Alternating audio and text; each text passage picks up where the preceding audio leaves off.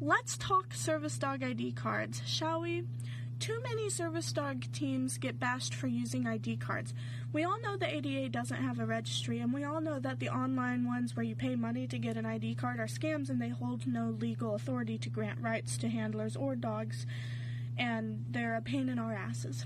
But programs use ID cards. Some universities have registries. Some states have registries. They're optional. They can't be forced to make handlers use them, and businesses still may not ask for proof, whether it be documentation or demonstration of tasks. We just need to remember that some teams use ID cards, and we need to not bash them for it, because we all know an ID card does not a service dog make. It's the tasks they do. Thank you. Rant over. I want to address why there is no actual national registry or certification for service dogs in the U.S., but I only have a minute, so I'm going to summarize it as best as I can. So while there are laws that define and protect service dogs, as an industry, as a business industry, it's not regulated, almost at all. There are so many individual trainers, training companies, service dog organizations that do things their own way with their own training methodology. There is absolutely no way you can standardize it across our whole nation. If there was going to be a law put in place with registration or certification, there would have to be a standardized public access test, standardized laws regarding training tools and all of that, but we know as handlers that teams and dogs grow at individual rates. This isn't plausible, and it really wouldn't eradicate the fake service dog problem, but those are the big reasons why it doesn't exist. Why the United States doesn't have a national service dog registry or certification system. Part 2.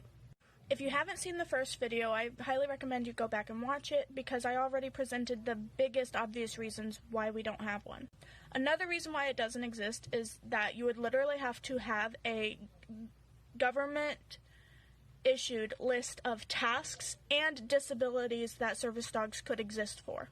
That actually would be contradictory to the definition set forth by the Americans with Disabilities Act for the legal term disabled. If you haven't actually looked at that definition, I highly recommend you look it up.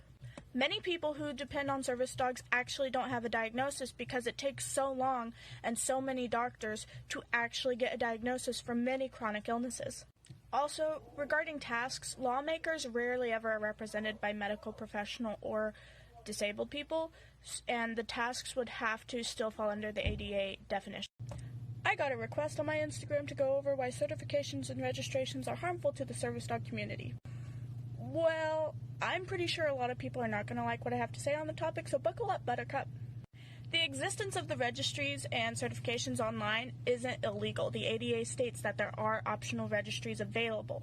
However, these certifications and registries hold no legal authority. They don't make an animal a service animal.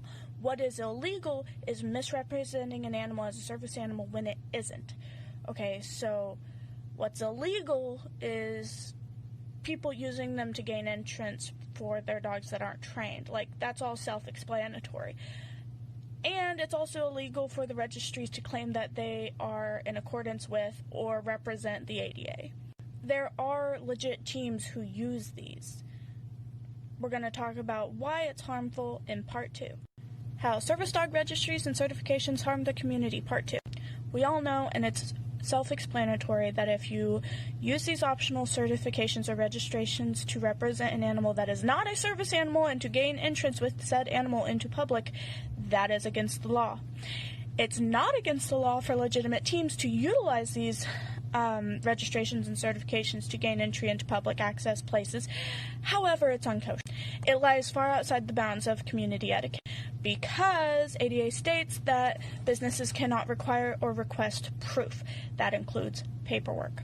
Utilizing any paperwork as proof further reinforces the idea that they can require it, causing access issues for the next team that goes into that establishment. So basically, while a lot of information that service dog handlers spread isn't accurate, it's still not a good idea to utilize these to gain entry.